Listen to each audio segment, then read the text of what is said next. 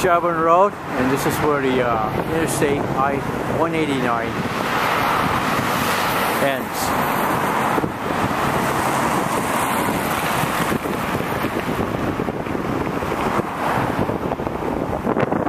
That down here is the on-ramp for southbound traffic coming up on the interstate. That's the southern connector right there, going over to Pine Street. Now, I'm not sure about this access road right here. I think that's it was for the southern connector, looks like. There's the off-ramp over there. There's Shelburne Road heading north.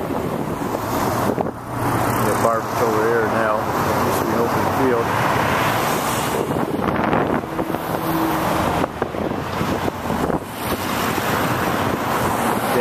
Shell station. Here's the on-ramp for northbound traffic.